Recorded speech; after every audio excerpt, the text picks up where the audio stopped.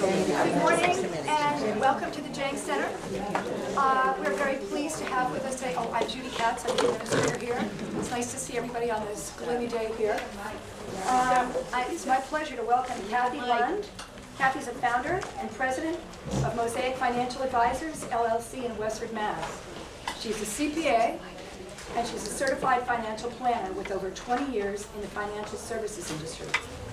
She holds master's degrees in taxation, financial planning, and business administration. Mosaic Financial Advisors offers comprehensive fee-only financial planning and investment management services to individuals and to families. Kathy and her husband live in Westford and have 2 children. Today it is our pleasure to welcome Kathy, but before I welcome her, we are missing a microphone here. So if anybody has any problems here, please feel free to move up. And as we're starting a little bit late, at 11 o'clock, there is going to be some free time. People are welcome to leave. If they want to stay here and have questions for Kathy, please feel free to do so. And without further ado, let's have a big hand for Kathy.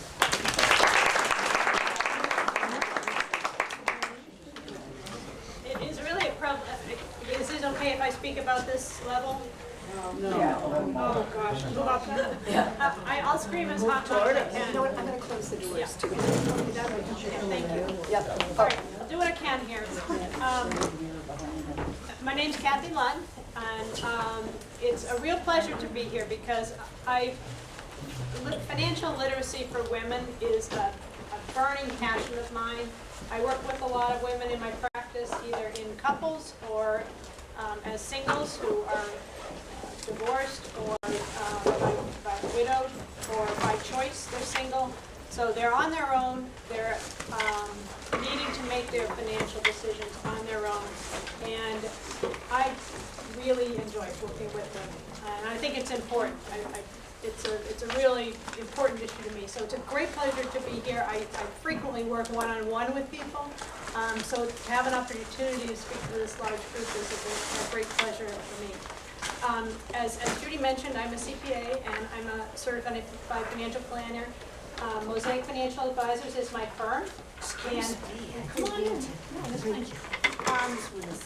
And some of you may know my colleague and former partner, Barbara Murdoch. She was a longtime resident of Winchester. She and her husband Dick recently moved down to Florida and Rhode Island. They're doing that thing.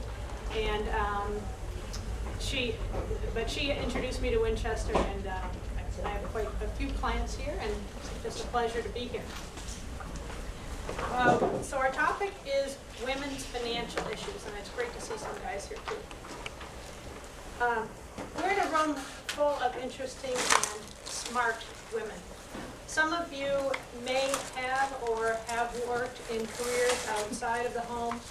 Others of you, for sure, many of you will have had children and managed households of children, managed households with elderly parents.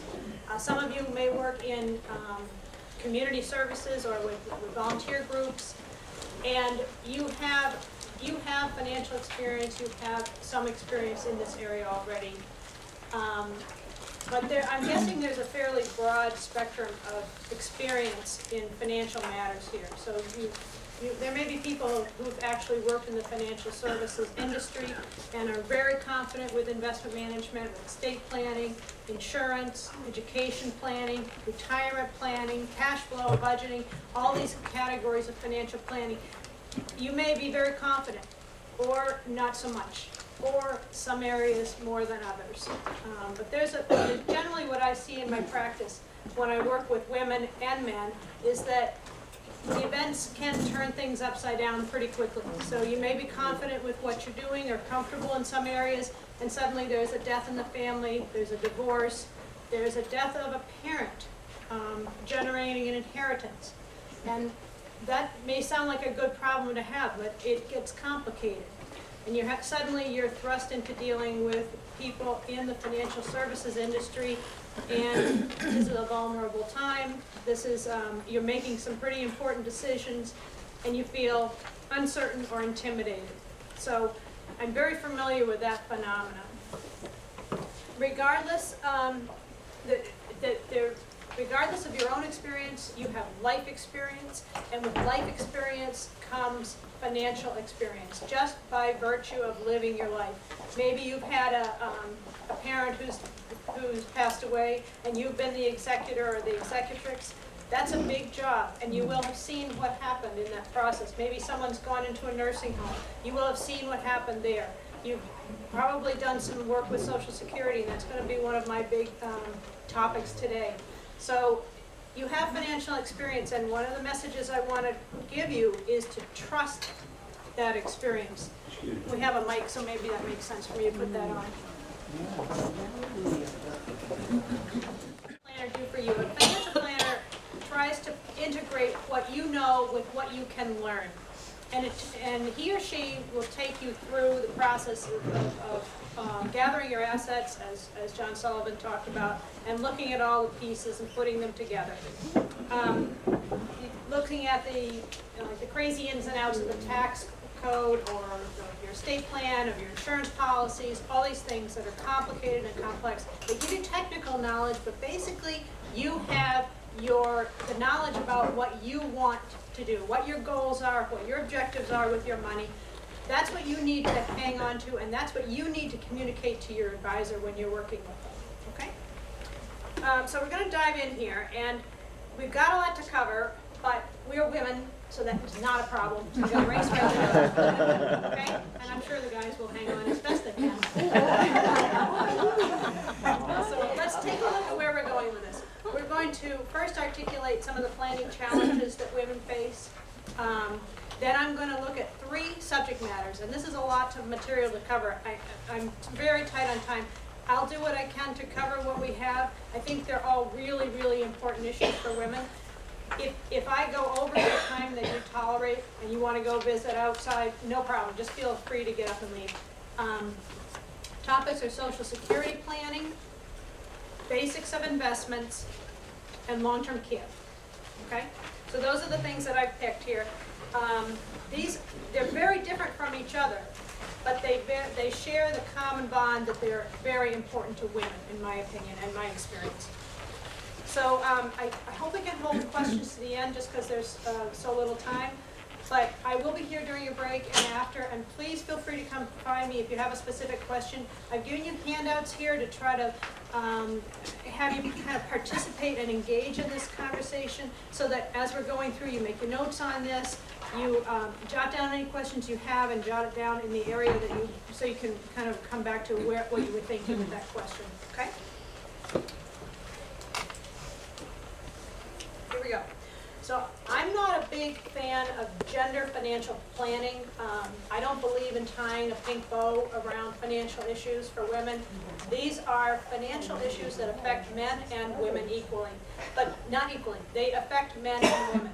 But there are social and demographic factors that come into play that impact women more than men.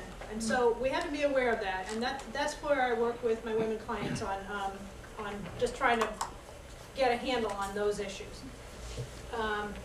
These are, on average, demographic and societal issues. So they do not apply to everyone in this room, and I'm not trying to stereotype or anything, but I've been asked to address women's financial issues, so I'm looking on average. I'm trying to get a broad brush feel. Our first planning challenge is longevity. We all know these societal and demographic issues, but I think they bear kind of repeating just so that we can get a groundwork before we're going to go for here, what's important. Longevity. Women live on average 5 to 6 years longer than men. They tend to traditionally marry older men. So the bottom line is, on average, women can expect to outlive their husbands by about 7 years. Now I work with widows who are 20 years widowed, 30 years widowed, 10 years widowed. So there's a broad spectrum, and again, it doesn't really matter. On average, it doesn't matter to any given person, but that is an interesting statistic, I think. The next, another planning challenge for women, income disparity. We're also very familiar with this.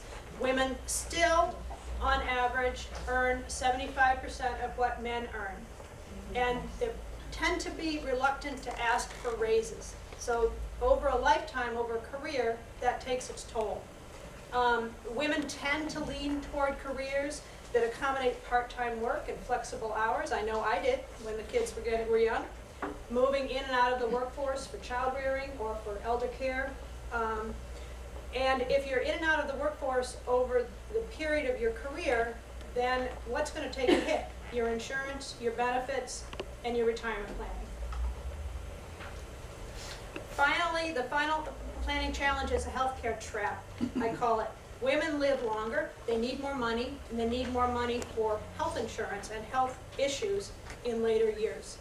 So families go through their savings paying for husband's care. The wife is involved with that care. The husband passes away. The wife is left without anyone to care for her. Long-term care is a big issue for women. The bottom line, women need more money during retirement to support their longer life expectancy, and in fact, women retire with 1/3 less money than men. This is the women's financial issue, in my opinion. Now, I don't want to leave you feeling helpless and hopeless, because women have a lot of inherent strengths too, financial strengths. And the big one is we ask for directions. You know, we're willing to say we know what we don't know, and we're willing to say we need help on something. We're willing to communicate, we're willing to trust, and we're willing to work with people. Building that relationship with an advisor is a huge step in that direction. A lot of women have more financial experience than they give themselves credit for, and that's something I mentioned right off the bat. You may have been managing the cash flow in your family for years and years, and knowing cash flow and knowing how to live within your means, that's all there is to it. Almost all there is to it, okay? Investments, that can be a black hole for women and men, both sexes. That's it kind of feels like a specialty. But women who do invest tend to trade less frequently. That's something has been observed. So if you trade less frequently, you're incurring less transaction costs, and you are maybe riding out those market volatile times so that your portfolio is healthier in the end. And very importantly, as I said, women work well with trusted advisors. So I'm going to move on to the subject matter now. Social Security is longevity insurance. We're first going to talk about Social Security planning, and this is the area where I'm going to get a little technical, and I'm going to ask you to just hang on by your fingernails and go for the ride. Listen as carefully as you can, get as much as you can out of it. I just don't want to be namby-pamby about this and just cover little issues. I want you to come home with something substantial, okay? So I'll do the best I can. Questions in the end is fine. I think the appropriate way of looking at Social Security is to think of it as longevity insurance. And what do I mean by longevity insurance? What is life insurance? Life insurance is protecting your protecting your loved ones against your premature death. Okay? Longevity insurance goes the other way. It is protecting against outliving your assets, against the possibility that you might outlive your assets and be in poverty. Our goal when we're doing Social Security planning is to maximize income in your later years. So if you live a long life, we're trying to maximize income. And what do I mean by a long life? I mean greater than, say, 80 years old, because that's Social Security's average life expectancy is 78. Oh. Right? So living more than 80. My mom and dad, my dad's 88, my mom is 83. I don't think of them as old. So, you know, I don't think that that's too long to think you're going to live. Let's look at the sources of retirement income. If you look here, this three-legged stool analogy, this was back from the 1940s when they were talking about three-legged stool of retirement income. The first leg of this is Social Security. It was never meant to provide the income, all of the income for any retiree. Sadly, today it does in some cases, but it's not meant to. Social Security income, one leg. Private pensions, you can see I put in tiny, even smaller font, and it's fading into the distance because those will not be there for your children and grandchildren. Private pensions, another leg. Personal savings and your investments are your the third leg. Social Security is absolutely critical to your retirement income and to the health of your retirement. It is an inflation-adjusted, guaranteed lifetime stream of income, and it's the most solid of these three legs. And when I use the word guaranteed, and I know we're all sitting in this room thinking, oh yeah, sure, Social Security's got its problems, it's got a lot of financial issues, we're very concerned about where it's going and what the result will be down the road. But when I look at the proposals that are out there for changing Social Security, people who are 60 and over should not be too affected by this. So in this room, as much as possible, Social Security is about as good a guarantee as you can get, is what I'm saying. Okay, remember back to our bottom line, women retire with fewer assets and have a longer life expectancy. And remember our goal, maximizing income in later years. So Social Security, as an inflation-adjusted, guaranteed, lifetime stream of income, is absolutely critical, and it's worth understanding it better. So that's why I'm going to go into some technicals here. I'm not going to go into too much detail, but there are two pieces of terminology that I need you to understand so that when I'm talking about them, we're all on the same page. There's a primary insurance amount, PIA, primary insurance amount. This is the worker's monthly benefit that is due at full retirement age. And full retirement age is capitalized here because it's a technical term used by Social Security. It is based on your birth year. So this little table down here, which is impossible to read, birth year of 1943 to 54, full retirement age of 66. So some of you in this room may have a 65 or some other age. And by 1960, the full retirement age will be 67. Okay, so we're going to be using 66 as our example in our examples along the way. But that's what these two terms mean. Primary insurance amount, full retirement age. Primary insurance amount is based on 35 years of the highest 35 years of earnings that were subject to Social Security tax, indexed for inflation. That total is averaged, and that forms the basis for determining what your primary insurance amount is. Okay, so remember that. If you're a woman who hasn't been in the workforce for 35 years, or if you've been in and out, and your earnings haven't been as high as your husband's or a man that's working right next to you doing the same job, then your benefit, your Social Security benefit, will not be as high as maybe a man's would have been. The other thing is, they look at 35 years. They don't, and they drop off the bottom ones, but they look at a whole 35 years. If you work for 30, you're averaging in 5 zeros in there, okay? That's important to know. So the longer you work, if you're working into your 60s, the longer you work, the more you're building that 35 years. Here is a sample. Some of this may look familiar. This is from your Social Security statement. I don't need you to read anything on here. I just want you to kind of see this and say, oh yeah, I've seen that in my Social Security statement. That's page 2 of my Social Security statement. The primary insurance amount is listed as the second item up there, and that's where you find it. Okay? Now, by the way, Social Security stopped mailing statements in April of this year. So you won't see those come to you anymore, but you can find the same information online. And you can just, I think that's why the post office isn't doing so well. Yeah, right. The government's not supporting the distribution of Social Security stuff.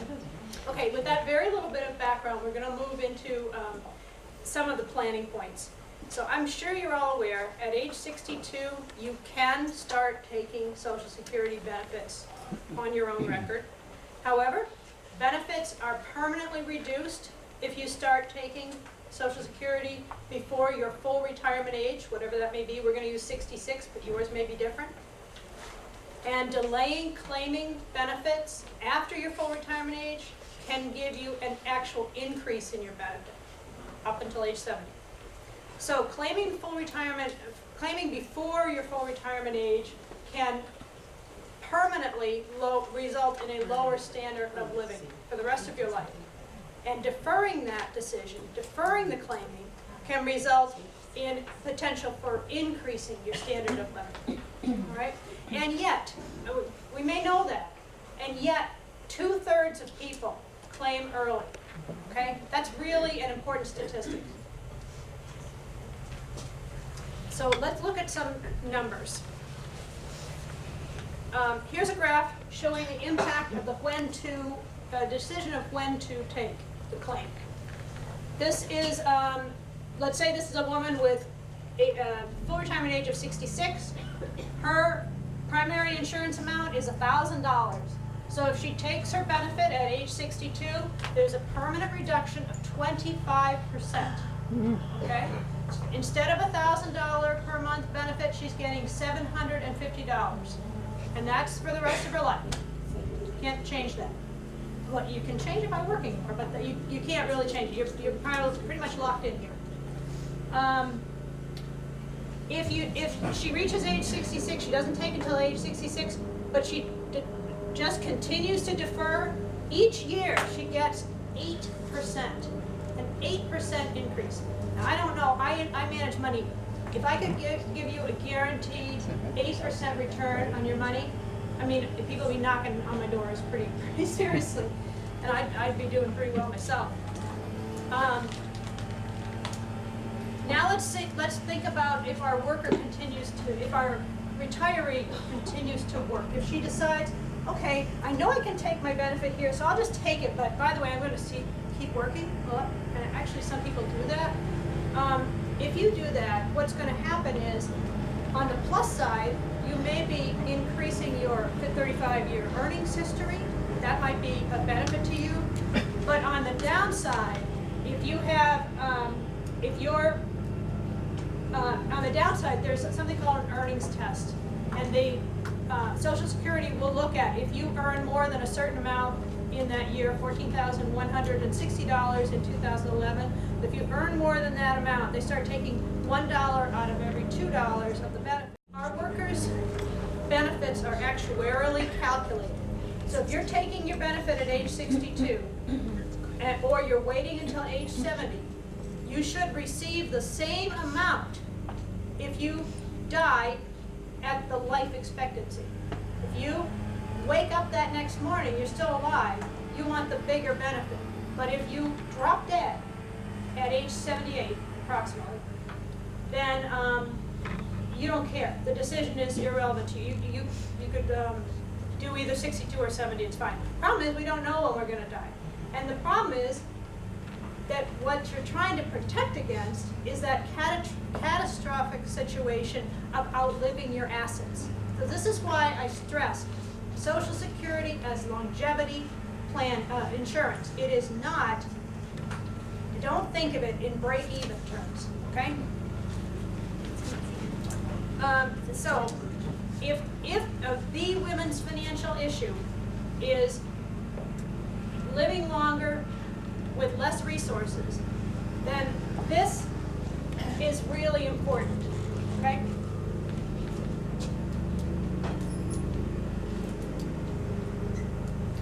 Now, I have some strategies for couples that we're going to discuss, and that's where some real planning can be done when you've got two individuals involved and maybe different ages and different benefits and stuff. But why is it important to even look at this? Well, I think this is a pretty important slide, and this comes from the Boston College Center for Retirement Research, as did the last slide as well. This is the chances of a very long, the chances that one person in a married couple, both age 62, will live to, and then these various ages. So age 75 is a 95% chance that one of the couple will live to age 75. Living to age 90, 40% chance that one will live to age 90. By the time you're age 90, you're going to be really glad you had that higher Social Security benefit. Age 90, by the way, this changes. If both reach the age of 65, there's a 60% chance of one person living to age 90. That's pretty material chance. And you want to provide for the one that survives, be that the male or the female. That's the goal.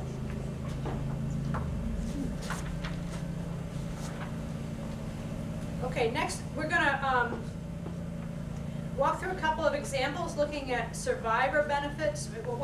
We first talked about the individual worker benefit, and that was that graph. Now we're going to look at survivor benefits and spousal benefits, because these are critical for women especially. And generally, spousal benefits are available to the spouse while the worker is still alive, and survivor benefits are available to the spouse after the worker is deceased.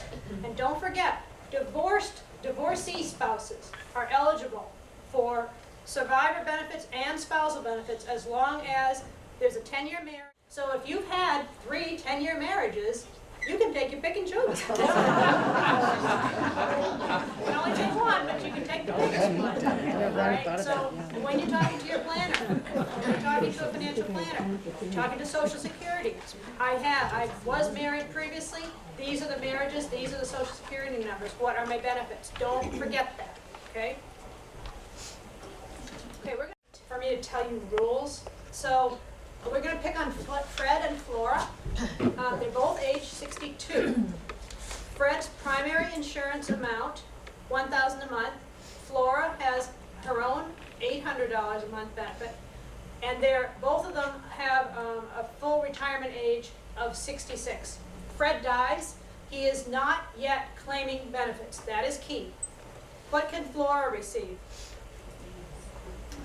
If Flora claims her survivor benefit, the funeral's over, and all of her relatives are saying, well, now you get your survivor benefit. Go to Social Security. All right, she rushes to Social Security, and she signs right up. She will receive a permanently reduced benefit. Instead, Flora should claim her own benefit at age 62, and then switch to the survivor benefit of $1,000 at her full retirement age.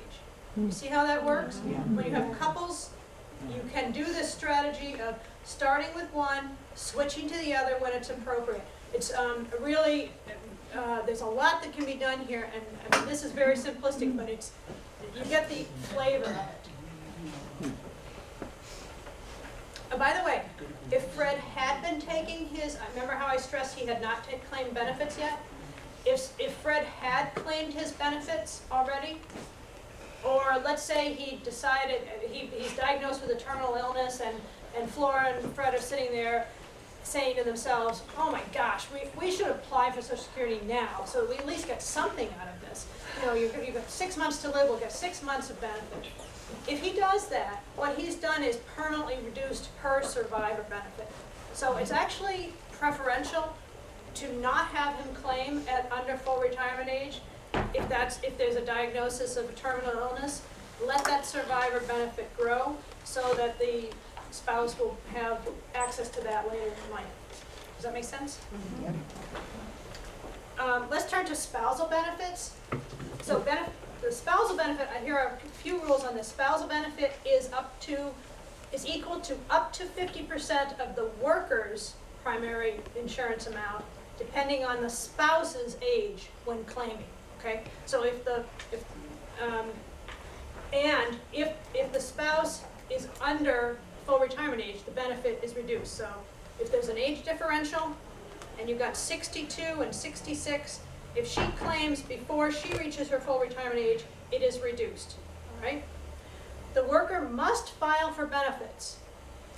Hang on to that phrase. The worker must file for benefits in order for the spouse to be able to file. All right. Mm-hmm. The spouse will receive the higher of the spousal benefit or her own benefit. So if her own benefit's higher, she'll get that. Mm-hmm. But if her benefit is lower, she'll get her own benefit, and then she'll plug the figure to get to the benefit that's available on the spousal benefit. So with those few rules, this is our spousal benefit. Fred and Flora, age 62. Fred's PIA, 1,000. Flora is now 100. Okay, we were at 800 last time. She's now 100. Fred and Flora, both 66. Nobody dies. What can Flora receive and when? This is called the Boston College Center for Retirement Research is an area that I follow very closely. They have come up with Social Security, especially couple strategies, and so this is where this is coming from as well. The concept of file and suspend. And you won't get Social Security agents offering this. They will respond to it, but it's not the first thing that pops up on their screen. So you have to know what you're doing. You have to know to go in and ask for this, all right? You have to be aware of it enough to push back, because some agents will just say, you know, don't do that. We don't do it. You have to know this. So Flora claims her own benefit at age 62. It's going to be reduced. It's going to be pretty small, but why not? You're going to get something. And we don't care about holding on to that benefit to the maximum amount if she's going to switch to her spousal benefit. Okay? At age 66, Fred files for his Social Security benefit. He's filed, but then he suspends payment, and this is permitted. You just say, I don't want to take I'm going to claim it so that my spouse can get the spousal benefit, but I'm not going to take my benefit.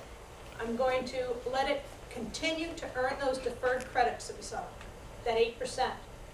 Flora can go to her spousal benefit. She's getting $500 a month now. Fred's future benefit continues to increase, and Fred's own benefit and Flora's survivor benefit, same benefit, but it could be either one, are maximized in this way. So let's say Flora passes away first. Well, Fred has the maximum benefit.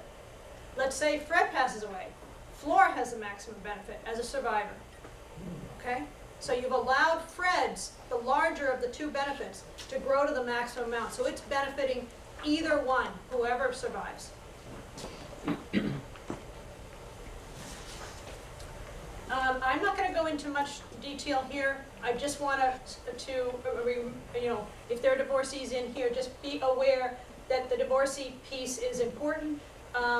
And we talked about that a little bit, but I won't spend time on that. What about the new wife? Where's the question coming from? Sorry. The new wife. Okay. You don't have to care about. You've been married 10 years. One thing that's important is some people think that if you take as a divorcee, then you're going to take it away from the other spouse, the new spouse. Mm-hmm. No, you could have married, I don't care how many, it's every 10 years, but each one of them gets that benefit. So the new wife will also get that benefit.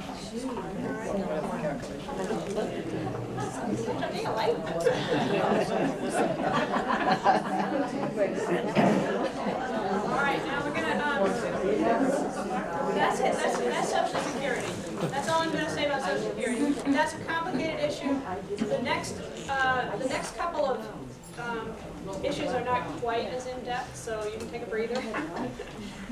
The next one, well, this could be bad, but it's not going to be, because I'm going to make it fairly light. Basics of investing.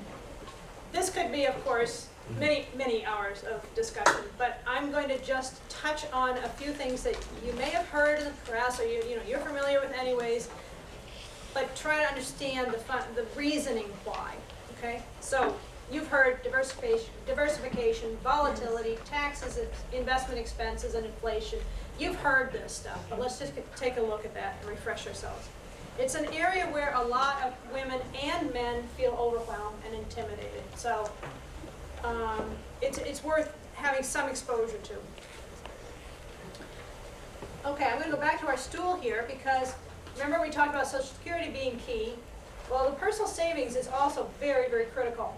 And this leg here represents your savings in retirement plans and savings outside of retirement plans and how you invest them over a lifetime for your retirement. So what's that going to generate in the end when you actually retire?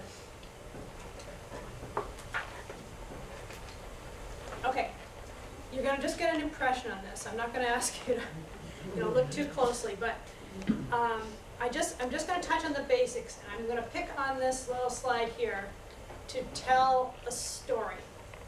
The first thing I want to do is tell you what you're looking at. First of all, the growth of wealth chart. It's showing the growth of $1 invested at the beginning of 1979 and through the end of August of this year. right? The blue line that looks like the Teton range, that is the domestic stock market. Oh, Okay, the green line that you see below that, that is long-term treasuries. And the red line is inflation. So we're just looking at two asset classes. We're looking at US stocks and US long-term treasury bonds, all right? Just for example. Now, what is the story this tells us? I want you to focus. I wish this could block it all, but I want you to focus on just looking at, I don't know if this is going to work, the end line. Okay, just look at the end point. Okay, so the last point where that stops. yes. Okay, if I could cover that whole thing up and just look at the end point, and I would say to you, okay, you're retiring in August of 2011, where would you want your dollar to have been invested? You would tell me, I hope, the blue line, you know, the blue point, because we've got lots and lots of money there as compared to to the bonds, or to the green line, right? But, so lesson number one, riskier assets, stocks, have higher expected returns over the long term. Long term, higher return, okay? But now if you pull back the curtain, pretend I'm opening that slide up, and I'm showing you how that sausage is made, right? That's kind of a bumpy ride, wouldn't you say? Okay, so maybe you're a little nervous that you might have retired here instead, okay? So, and a lot of people did. Some of my clients did. So tough, it's a tough market. And you might want to say to yourself, okay, not all of my dollars will go into that line there, even though there's a higher expected return. I may want to put some of my dollars in that green line, even though it's not spurting up. You know, it doesn't give me those really nice peaks, but it's kind of a little steady ride there, a little bit smoother. Second lesson, higher risk has higher volatility. And what I mean by volatility is this. And nobody cares about volatility when it's going like this. You care a lot when it's going like this. Okay? Now, lastly, we're going to look at a little more closely at how these two lines behave together. And I don't know how well you can see this, but I think this is a really good example here. When that blue line is plunging down, look at what's happening to that green line. Is it possible it's going up? Yeah. Okay, that's really interesting. And what that shows you is there might be some opportunity here, right? Because if you've got something that's going down, but something else is going up, well, maybe your portfolio is going to do okay. You know, maybe you got a little bit of smoothing there. And that's what diversification is all about. The third lesson here is that some asset classes can behave differently from each other. All right? Now, we've heard a lot about diversification, and we've heard it, you know, you turn on the advertisements and stuff, and, oh, we're a diversified, broad basket of assets, and, you know, you'll hear that. Well, why? Why do we need that? This is one reason. Here's another. Like that? Okay. All right, don't even begin to look. This is wallpaper, all right? Don't even begin to try to read anything on the slide. Just pick your favorite color and see if you can track a pattern, all right? While you're doing that, I'll describe what you're looking at. This is the best asset class versus the worst asset class in any given year for 20-year history. All right. So pick your asset class. Let me just show you what they are. This one's foreign stocks. This one's real estate investment trusts. This is investment grade bonds. Okay, so these different colors represent different asset classes. To the extent that means anything to you, you can kind of figure that out. All right, so I'm just going to be this great investment manager, and what I'm going to do is I'm going to pick all the winners, never going to touch the losers, because, you know, that works for me. So I'm plugging along here, and I just started investing in 2003. And after my year of 2003, I look and I say, wow, investment grade bonds didn't do anywhere near as well as small growth stocks. Well, I'll give them another year, okay? So I hang on to another year, but I'm getting a little antsy. Then we get to year 3. What the heck is going on? 3 years in a row, bottom of the pile. By the 4th year, I just said, out they go. I'm done with investment grade bonds. I can do so much better with all these other things, especially real estate investment trusts, right? So I'm out of investment grade bonds. And then 2008 happens. And where is it now? And in fact, if you could see these numbers, it is the only asset class that had a positive return in 2008. The next best is high yield bonds, negative 26%. The bottom, negative 41%. Okay, so that is why we do diversification, because you cannot predict where that asset class is going to be in the next year. You need to own a piece of all of it so that you get the benefit of each one.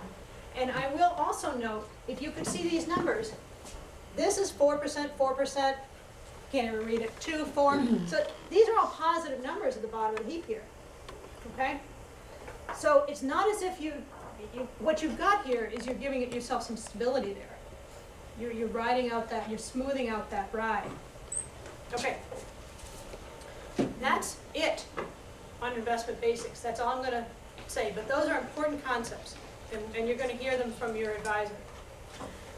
The next topic that we're going to talk about is long-term care insurance. Very important for women. Okay, the people who have very few assets and very low income, they will not be looking at purchasing long-term care insurance. Frankly, they can't afford it. It's expensive. And those people are going to have to rely on spending down their assets and going on Medicaid to the extent that Medicaid is available. Although I recently heard that Medicaid is spending 30% of its budget is on long-term care, and that, and of course it's struggling as it is. So whether Medicaid will be available in the form that we know it now in 10 to 15 years is that's debatable. People who are very wealthy, have plenty of income, plentiful assets, they don't need long-term care insurance because they can pay it out of pocket. They can, if the services come along, they'll just pay for it. But many people who are wealthy do opt to get the insurance anyway so that they can protect their legacy assets for their children. Okay? So long-term care insurance should really be considered by everyone else, and there's a lot of people in between those two extremes. And I think we need a little levity before we charge into the grim statistics. This is a doctor meeting with his patient. He says, "You're deliberately putting yourself at risk of ill health by being over 65. Okay, here are the grim statistics. 70% of 65-year-olds will need long-term care services at some point in their life. Does that shock you? Because they were smokers. No, I'm not so sure. I'm sure smoking doesn't help. I think it's everything. 2/3 of Americans over 85 are women. Yeah. Yeah, we get to live in long-term care. 55% of Americans over 85 require long-term care. Today. Can you explain what you mean by long-term care? Yes, nursing home care, assisted living, and at-home nursing services or custodial services. $90,000 is the average annual nursing home facility cost annual in the Boston area, and many cost more, much more. 120, 130, 140 is what you commonly see. $56,000 is the average at-home health care cost at home for 8 hours a day. If you have a 24-hour concern, you can triple that. So it's more almost than The annual. Annual, yeah. By 2020, an estimated 15 million Americans, and this is from AARP, I should mention. 15 million Americans will need some kind of long-term care, and fewer than 3% will have a long-term care insurance policy. Why so few? Well, I'm going to hazard a guess that a big part of it is cost. Yes. Okay? It's very expensive, these policies. But people look at that expense, and they don't look at the expense of the actual care. You know, that is mañana, right? Whereas the premium is today. So, if you look in that context, then the premium maybe ain't so bad, right? But it is very expensive. What about the policy that they have out, and I've never been able to get an answer to this, that you buy in now and it comes due at 85. Do you know about that one? Yes, but that's a different yeah, Situation yeah. altogether? Why else might there be a reluctance to purchase long-term care? The underwriting. So maybe in your 50s, you're paying for tuition, you're trying to sprint toward retirement, you just don't have the money to do this, so you say, okay, I'll put it off, but at 63, I'll buy my long-term care.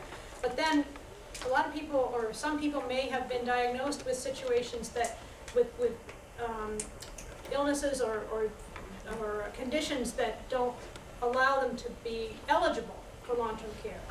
Remember, life insurance, what they care about is if you keel over and you die. But with long-term care insurance, what they care about is you keel over and you don't die, right? You're still hanging in there. So they're looking at things like, they're much more concerned about Alzheimer's, of course. They're very concerned about arthritis. That's one that's caught up my clients several times.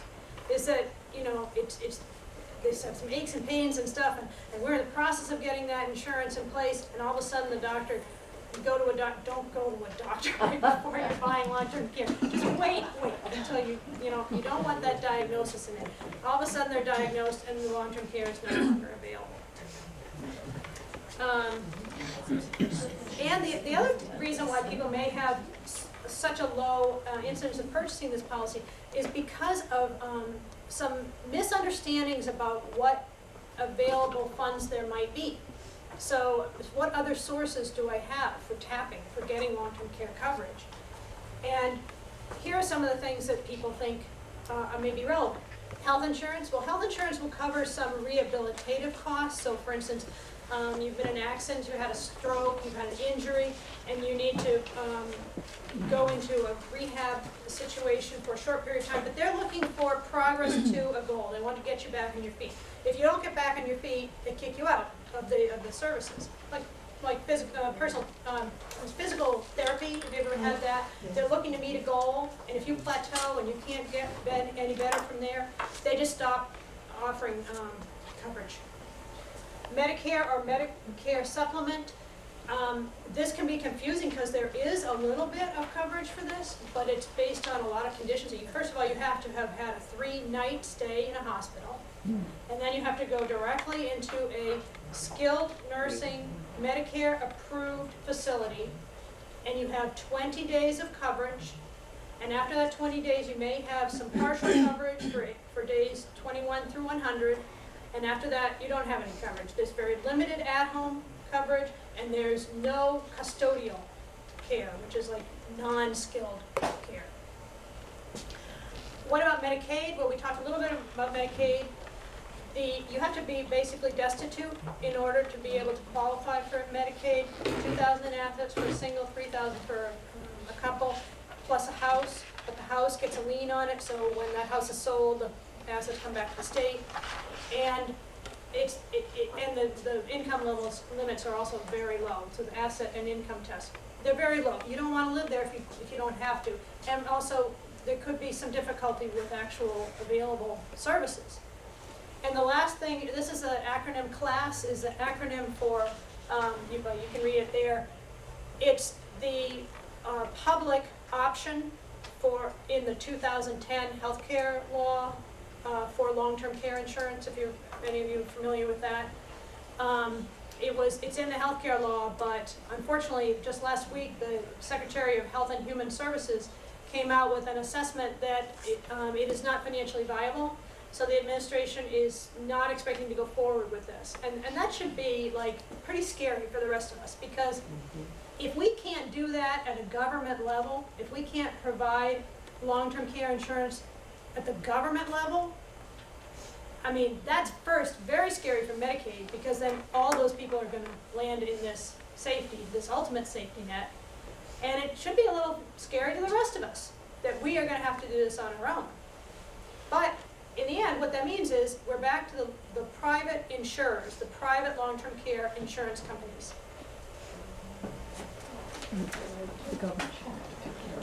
Okay, now I'm just going to take a couple minutes and talk about features, because, and again, I am not an insurance agent. I am not licensed to sell insurance. I don't sell these products. When I meet with my clients, I talk to them about risk exposures in the insurance area, and we talk about costs, and we talk about benefits, and we talk about features that we may want to have in there. But then we work with the insurance agent, who will then design and sell the product. A question came to mind on that class issue. It's a law. This is the Medicare law, right? And the Obama healthcare law that was passed. That's what. How can the government say that it's just not going to Yeah, that's a good question. pursue that law? I'm not sure how they don't do it, but I do know that they're saying that it's not feasible. So they're not going to try Yeah, I it. think it's because they put in the law, in that law, they put the doing or not doing with the agency concerned. They can decide what to do and what not to do and how much to do it. That could So be. really, the law put all that, the details in the hands of the agencies, I think. That could very well be. I'm not sure. It's an interesting question. That's scary. Yeah. Well, it doesn't look like it's going anywhere from here. So with that in mind, that I'm not insurance agent, let me tell you, just general terms, what we're talking about in terms of these features or decision points is another way to think of these. These are things that you want to have thought through a little bit before you meet with an insurance agent. Daily benefit, that's the amount of insurance you're going to get each day. So you might want $150 a day or $250 a day or whatever you think you can afford. Of course, the higher the benefit, the higher the premium. So sometimes we have to make compromises there. But that is what the daily benefit is. And be careful about daily benefit. You're going to see some national averages or regional averages. What you want to do is, to the extent possible, know where you might be needing these services. If you're going to be moving to a kid's house, near your children or something, look at that area. Look at the specific area to give you some guidance on what that benefit should be. And then maybe even check out some of the facilities there that look like ones that you might be interested in. Because the average, as I'm sure you're very aware, nursing home, there are nursing homes and there are nursing homes, right? Okay, so maybe the ones you want to live in are a little bit more expensive. Duration of benefit period, that's how long you're going to receive your benefits for. So that's 2 to 10 years generally, every lifetime. The longer the duration, obviously the higher the premium. I will add that the average, what my insurance agent friends tell me, is that the average duration of claim is about 3 years. But that average, again, it doesn't matter if you're the Alzheimer person that needs it for 15. 3 years is meaningless to you. So look at your family history, look at what your concerns are, look at your budget, and decide how long a period and how big a benefit. And I will add that there's a trade-off between these two. You can choose a high daily benefit and a shorter period of time, or you can choose a lower benefit and a longer period of time. And one's called a short fat, and one's called a long thin. The short fat policy tends to be more advantageous because your short fat policy, it's all just a pool of assets. It's all just a pool of money. And you can claim slower and stretch it out into a long thin if you want. But if you have a long thin to begin with, you can't accelerate those benefits any faster. Okay? Just to put that out there. Elimination period, that's kind of like your deductible. It's when does it start for you? And the shorter the period, the higher the premium. Inflation protected, very important for people buying this in their 50s, 60s, even early 70s. Inflation, healthcare insurance, healthcare inflation is huge, and you need to have some kind of thing to keep up so that you have some purchasing power when you actually need this policy 10, 15 years. And shared and individual policy, there can be some discounts for buying together. It doesn't have to be a spouse, it can be another family member. I've actually seen policies where it's a family of 4 purchasing together, so elderly parents, adult children, and some benefit, some discounts can be available.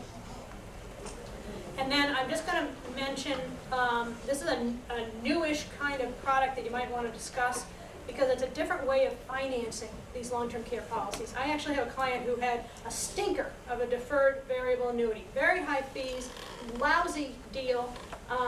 We couldn't get out of this policy because of the high surrender costs. But I was able to use the policy to do a 1035 exchange, tax-free exchange, and purchase one of these hybrid policies. She had no long-term care and she had no life insurance, and she didn't want this annuity. I mean, this was a match made in heaven. We got rid of the annuity. We bought a linked hybrid policy with life insurance and long-term care. And she's very happy, all right? So they're out there. And I love my insurance friend says, live, die, or quit. You always get a benefit.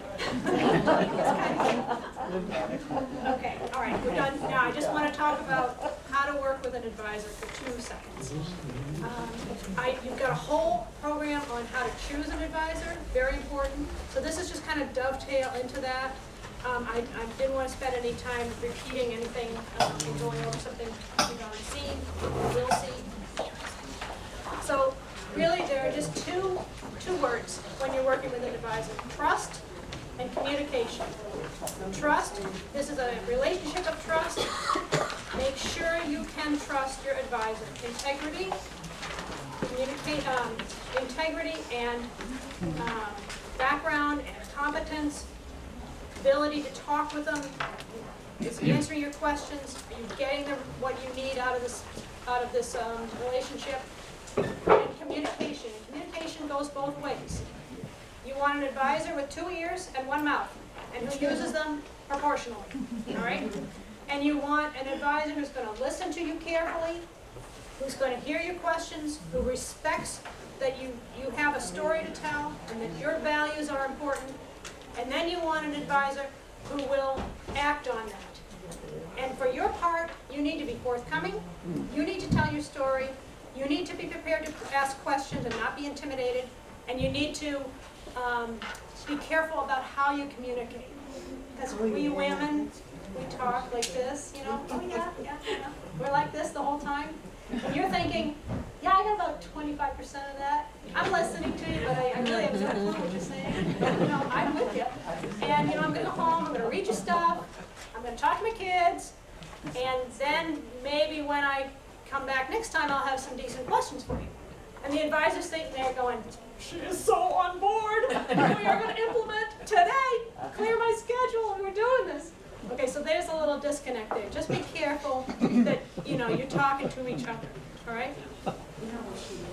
Now, and the final piece on trust. Trust your instincts. If something is too good to be true, if it's too complicated, if you don't understand it and you can't get your answers, walk away, okay? I've seen more women be sold products that they should never have been considered for them. Okay, just be careful. If it's too good to be true, if someone's just selling you a line, get away from it, okay? Is there any age in which you shouldn't be getting long-term care insurance? Let me finish up and then I'll speak. Okay, we're done. I just want to say thank you very much. It's been such a pleasure to talk with you. You've got a great day planned.